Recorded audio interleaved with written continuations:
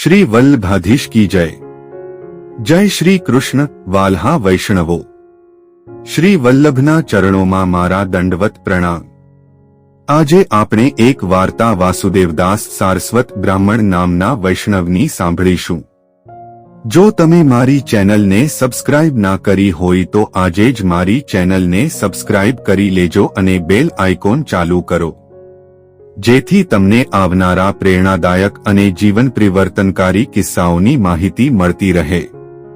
एक समय श्री महाप्रभुजीना मोटा पुत्र श्री गोपीनाथजी अडेलथी आग्रा पधार्या त्यारे आग्राना वैष्णवोए 100 मोहर भेट करी। पछी आप आग्राथी श्री गिरिराज ज्यां श्रीनाथजी बिराजता हता त्यां पधार्या। સાથેના વૈષ્ણવોને પૂછ્યું કે કોઈ એવો વૈષ્ણવ છે કે આ મહોર અમારે ઘેર અડેલમાં શ્રી ગુસાઈજીને પહોંચાડે। વાસુદેવદાસે કહ્યું, મહારાજ હું જઈને આપી આવીશ। એટલે તે બધી મોહર પોતે વાસુદેવદાસ કડાને આપી તેમણે લઈને 1 લાખનો ગોળો શાલિગ્રામના જેવો બનાવી તે ગોળામાં સઘળી મોહરો મૂકી માર્ગમાં ગોળાની પૂજા કરતા કરતા ચાલ્યા જાય। એ પ્રમાણે 5 દિવસમાં અડેલ જઈ પહોંચ્યા। ગામની બહાર તે ગોળાને ફોડી નાખી તેમાંથી મોહરો કાઢી લઈને શ્રી ગુસાઈજીની પાસે જઈ દંડવત પ્રણામ કરીને સોંપી અને પત્ર આપ્યો હતો તે પણ આપ્યો। વાંચીને શ્રી ગુસાઈજીએ સઘળી મોહરો ગણી લીધી। પછી વાસુદેવદાસને મહાપ્રસાદ લેવડાવ્યો। વાસુદેવદાસે વિનંતી કરી કે મોહરોની પહોંચ સાથે પત્રનો જવાબ લખી આપજો, હું તો સવારે જઈશ। પોતે પત્રને પ્રત્યુત્તર લખી આપે તેમાં જણાવ્યું કે વાસુદેવદાસની સાથે મોકલેલી 100 મોહર પહોંચી છે। શ્રી ઠાકોરજીની કૃપાથી અમે બધા ખુશીમાં છીએ, તમે ચિંતા કરશો નહીં। પ્રસન્નતાના પત્ર લખતા રહેજો। એ પ્રમાણે પત્રની પહોંચ લખીને પત્ર બીડીને વાસુદેવદાસ કડાને આપ્યો। એક ઘડી રાત્રિ રહી એટલે શ્રી ગુસાઈજી પાસે આવી દંડવત કરી અડેલથી ચાલ્યા। 5 દિવસમાં શ્રી ગિરિરાજ આવ્યા। શ્રી ગુસાઈજીનો પત્ર શ્રી ગોપીનાથજીને આપ્યો એટલે પોતે ઘણા જ પ્રસન્ન થયા અને પૂછ્યું, રસ્તામાં તમો મહોર શી રીતે લઈ ગયા? તેમણે કહ્યું, મહારાજ લાખને ગોળો કરી તેની પૂજા કરતો કરતો ચાલ્યો હતો। જે કોઈ મળતું તે તો એમ જાણે કે આ કોઈ વૈરાગી છે, તે શાલિગ્રામની પૂજા કરે છે। આ સાંભળીને શ્રી ગોપીનાથજીએ કહ્યું, એ પ્રમાણે કોઈ વખતે ના કરવું। જેને ભગવદ સ્વરૂપ માન્યું તેને ફરીથી ભગાય શી રીતે? વાસુદેવદાસે કહ્યું, મહારાજ પ્રતિષ્ઠા તે નહોતી કરાવીને પોતે કહ્યું, સ્વરૂપ ભાવ તો ખરો ને? પછી વાસુદેવદાસે કહ્યું, મહારાજ હવેથી એ પ્રમાણે કરીશ નહીં। પ્રસંગ 2। જ્યારે જ્યારે સિન્નંદ ગામમાં વૈષ્ણવોને ત્યાં ઉત્સવ થાય ત્યારે વાસુદેવદાસને ઉત્સવમાં બોલાવતા નહીં।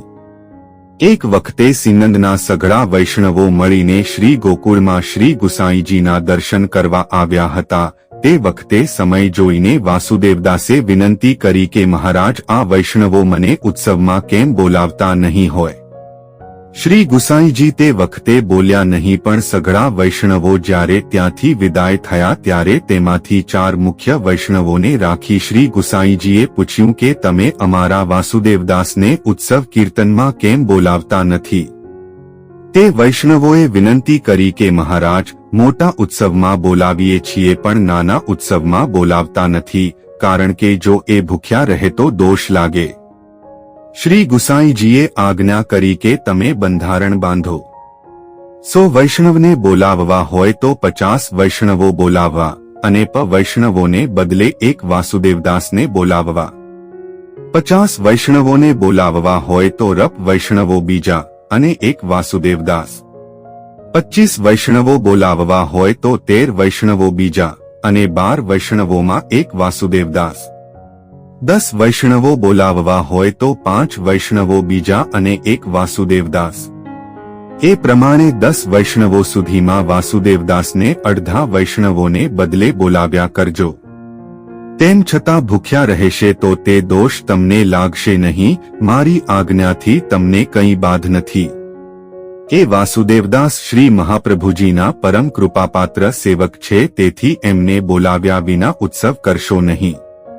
વૈષ્ણવોએ શ્રી ગુસાઈજીની આજ્ઞા પ્રમાણે કરવાને કહ્યું.